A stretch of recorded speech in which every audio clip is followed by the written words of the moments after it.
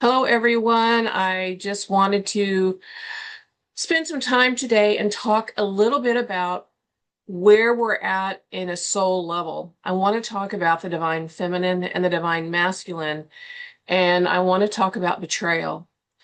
And just to be clear, I want to go over what I said before on podcasts, on Telegram channels, on different venues, and directly to many of the people that I speak to often. And that is that a clear understanding that we are both spirit and matter. We are the divine feminine and the divine masculine. The divine masculine is that which is in the spirit form. We call that our inner Christ. And it is known as the masculine, the father. It'll always be the father. It will never be the mother. It is always the father because it is that polarity. The mother is what is immaterial. It's where the soul resides. It's our body. It's the material world around us. And whether you're male or female, you are the divine feminine. And what I want to talk about tonight is betrayal. And part of the main purpose of our spiritual journey is to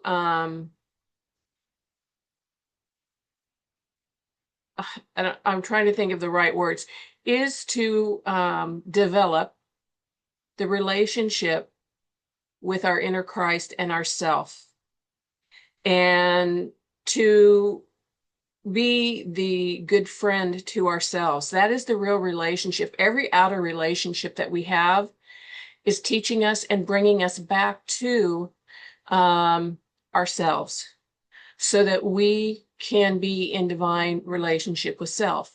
And it's how we get to know ourselves. It's how we build and grow our discernment, our ability to connect dots, to understand what's going on, to heal ourselves. Remember, Jesus said, "Physician, heal thyself." And we have what I call the four lower bodies. This is not a new term, and this is the physical, uh, emotional, mental, and spiritual bodies. And so the healing comes from all levels. So we think that we might go out to the gym and work really, really hard and get our bodies perfected.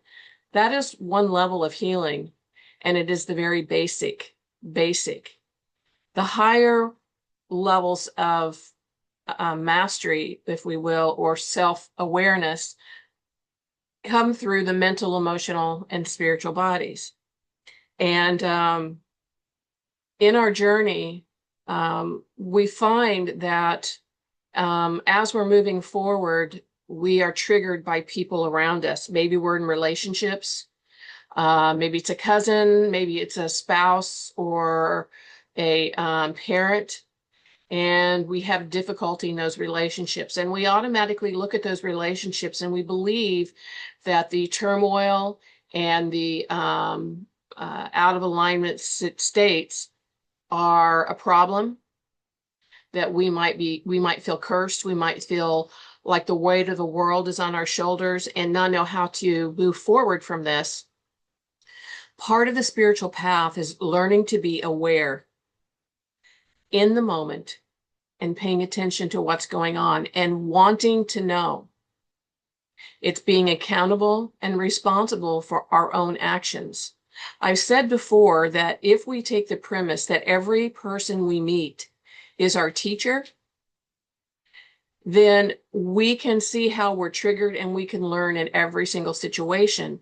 The key is this is happening already. It's where are you in your awareness of what's taking place? When something happens in our world and we feel like somebody's betrayed us, are we pointing the finger at them or do we point the finger at ourselves? And most people are pointing the finger at someone else and saying, this is your fault. This happened because of you. The name calling starts, you're this, you're that, and it can be much more vile. All of these are the soul and that individual attempting not to take and look at their own self in the mirror. and to see what needs to be worked on and what needs to be healed. To move forward, we have to learn to create a safe space for ourselves. If we do not create that safe space for ourselves, we are not creating it for others, especially key people in our life. That could be a parent we're taking care of. It could be a partner. It could be our child. And we have a responsibility to look in the mirror at ourselves. But most people, and this is why we've been not progressing for so many thousands of years, is because most people, it's too painful for most people to take a look at themselves and to look in the mirror and say, how did I contribute to this? What is my role? And there are key things, like I said before, that we can use when someone is really adamant and they're ready to change. They will begin to stop and want to become better, to assess themselves, to stop blaming others, and to realize that everything and every decision that we've ever made has put us where we're at in the moment that we find ourselves in. So betrayal is one of the biggest things that I find people speaking about. We become and can become susceptible to betraying others because we're betraying ourselves. You've heard the analogy that you can't be kind to others if you're not kind to yourself. Or people who lash out in anger are actually really angry at themselves. We tend to form alliances and allegiances with people who validate and come to our defense in what we believe. And we typically tend to want to find that to be more important than facing the truth within ourselves. If we've hurt someone, and it's not up for debate whenever we have people who have communicated that hurt in our lives. So if we've hurt someone, the question is what are you, looking back at self, what are you responsible for? You've heard the analogy when you're pointing the finger at someone else, you've got 3 pointing back at yourself. So in today's climate, we have a lot going on. We have people who are wondering what's happening in the world around them. They're tired and they want to know how to move forward. They can't see what it is that they need to be doing, or at least looking at, to be able to move forward, to get the relief that they're looking for. And my friends, it starts with yourself. It starts with looking at a situation and saying, what did I do to create this situation around me? And if you can't see what you've done, then it's a matter of sitting with yourself silently and moving within and going deeper and deeper, and having the resolve that you're not going to lie to yourself, that whatever it is, you're going to face it, and that you will be okay because you know that you have source. Your source is your inner Christ that is always there and always working for you. When we have that moment of realization that our own personal inner Christ is for us and not against us, we stop worrying about others and where they're at. We no longer judge or have criticism or condemnation for others, because we know that if we look at our own lives and we see that every mistake, every anger, every agony, the defeats we've had, the joys we've had, the successes we've had, the Holy Spirit, the higher self, or what I like to refer to as the inner Christ, has walked the entire way through this with us. Nothing is hidden. Our best friend that has been through every tear and every falter that we've had is ourselves as the inner Christ. We are our own best friend. It's getting in connection with that. That is the voice of God. And God has been so misused, this terminology, that it's better to just not even say that at this point, but to talk to your true self, that true inner aspect of you that loves you so much, that wants the best for you. That is your rock. So if we find ourselves in a position where we're angry at others, anyone, find out and resolve what it is within yourself that you are disappointed about, angry about, or that you allowed to happen. We are creating everything. We are the creators of everything. And that is not a new concept, but the new action is when we have to face that and choose to say, I know that God loves me so much, my inner Christ, that if I face myself, I can move forward and I will be okay.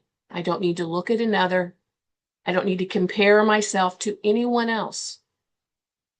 I remember a time that I was in a group of about 600 people, and I was having some things that were unfolding in my own life that I was looking at. And in a group of these people, I was having an emotional release. I was crying to the point where I could not control it. And I'm in a room with 600 people. There was no hiding. And I remember in that moment saying, all of these people that are here may judge me. They may think something's wrong with me, but I know in my heart, and I know God, my inner Christ, which I like to also call the Holy Christ self. Me personally, I call it my beloved, myself, my beloved, because that is your greatest advocate. And I remember crying and sobbing, and I remember everything that unfolded, and I worked through it. And I continue to work through it over the next several days. But we have to be at a point where we have resolve, where we don't have pride that gets in the way, where we don't feel like because we're not where we perceive someone else is, that we hinder our own path, because we're comparing ourselves to no one but ourselves. Did we do better today than we did yesterday? And are we looking at the perfection of the world and measuring ourselves against that? Or are we looking at the acceptance of where we're at? The perfection of the world is an illusion. Women know this because they see every day the models, the skinny people, the beautiful, beautiful people that are out there. And so many don't compare and stand up to that. Now, why would that be? We look at ourselves, many women do, and they say, why can't I be like that? And then they self-defeat. When in reality, if you have a soul, if you have that divine spark that's right here in your heart, that identifies you as a child of God, a son and daughter of God, then one thing is for certain in this realm: you are under attack. And you are eating food, having all kinds of interference through electromagnetic, vaccines, fluoride, of course, again, the food and water, and people in our lives that are constantly berating us. This has an effect on people. I don't have any friend and anyone that I know that has a soul that isn't struggling with trying to identify with what they feel like they should be, whether that's physically, mentally, emotionally, or spiritually. We need to put this to rest and only be working on ourselves. We're at a critical juncture right now in our world. We're nearing a magnificent transformation, one that will transform our consciousness and our awareness. And we should be looking at ourselves and saying, how am I meeting this? Am I meeting this lashing out at other people, calling people names, being angry at someone else, never realizing and never taking accountability that everything that we're feeling, we're projecting onto other people? So at what point do we say, no more, and recognize that the reason that you may not have peace, that you may feel inferior, is the illusion that you've created because you've been unwilling to point the finger at yourself and take that accountability and responsibility first and say, what is it that I need to fix? Look at and be at peace with, let it go, so that I can move into wholeness and balance, and that each person does not find themselves comparing themselves to someone else. You are so magnificent. You are unique. And you are tasked, above all things, to learn to love yourself. But too often we give ourselves away to other people. It's part of the chronic deception of this reality. We believe that if we're not helping others incessantly, that somehow we aren't good, that we're not earning our way into some false spiritual heaven. I tell this story, and I'm not sure if it's in the Gnostic Gospels, and I'm not sure if it is parts of it are in the Bible and other works, and I'm not sure how much I am remembering from a past life. But the story is about Jesus, Yeshua, when he came on the scene. All he was doing was speaking the truth. But I can only imagine that maybe vaccines weren't prevalent and there wasn't as much poison food, and maybe more people had access to their third eye being open. And they could see his aura was huge. And the way that he spoke was different. It wasn't like those that were speaking around him. He had an awareness and a perception. And people recognized that and they said, wow. They saw that and something sparked. It sparked something inside of them. And they said, here he is talking about heaven, the kingdom of heaven. I think we need to have a new definition for heaven, and maybe I'll work on that and give that to you in the future. But here's heaven that he's talking about. He makes it sound so good. I want to be there. I want to be there. I want to be in heaven. And so they ask him to tell him about the kingdom of heaven and how they can be there. And he said, and we all know this, seek ye first the kingdom of heaven above all things, before all things. And they said, where is it? And he said, the kingdom of heaven is within you. This is our first clue to know that everything that we're projecting outside of us is an illusion, that truth is within. Every compassion that we offer, every idea that we have, every wisdom that we've gained and the knowledge that we gain, the peace that we have is within. The only way to access that is to be still. And he also said, many will come in my name. They will say, lo here, lo there. And we can almost look at that in a little differently, and in realizing that he's speaking of a location that is outside of you, let alone those who are imposters, but more specifically, a location that is outside of you. So he said, many will come in my name and they will say, lo here, lo there. He says, but I tell you, the kingdom of heaven is before you, yet you do not see it. This is the shift in consciousness. This is what you have been waiting for. You've been waiting for you. So when I say you are already everything that you seek, this is true. This is a truth that is so profound.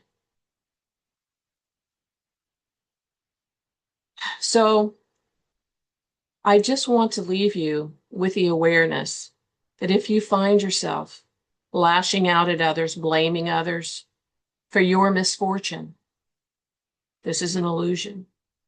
That you have in every moment the opportunity to look within and say, today is the day, this moment, this hour, this minute, I'm drawing a line in the sand right here, right now. I'm not crossing it anymore. I'm going within. And I'm going to start looking at what I'm blaming others for and look within myself. Why do you think those who follow the West Coast Wizard, why do you think he says, take time for mirror time, just so you can stare at yourself in the mirror and look into your eyes? I mean, that's a part of it, to get to a place where you can accept yourself. But it's to look at your reflection. And what are you reflecting out in the world? Because everyone you meet is your mirror. Everyone you meet is your teacher.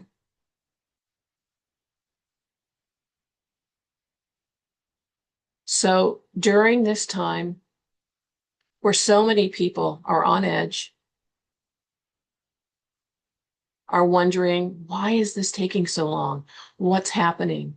I would ask you to surrender the expectations and the idea of anything outside of yourself coming to save you. And when the hand of God moment comes, then you can look and say, this is the work that I've done. This is the actions that I've taken to correct self. Those who know me know that I recommend always the same books over and over and over. If you want to work on your psychology, I would strongly recommend the book, The Inner Child and the Inner Child Workbook. If you want to understand the true role of a Christed being and how they can talk to you and sit with you and not be any different or think they're better than you, and to know their true purpose, I recommend the book, The Life and Teachings of the Masters of the Far East by Bear T. Spalding. These books can help you at least have an idea of how to visualize what's happening, what is the Galactic Alliance, what are the masters, what are they? But most importantly, I'd end with the idea and understanding of divine love, because there's one power in the universe that is so great, nothing can defeat it. It is Superman's true essence, and that is love, divine love, because love always wins. So my friends, for those who I haven't spoke to for a while, I'm still here. I think about you every day. I have the greatest vision that I hold for each of you, that you're already healed and that I see it now for you. But you too have to take and make your stance and make a decision of what you will choose and what you will visualize. Have a beautiful day.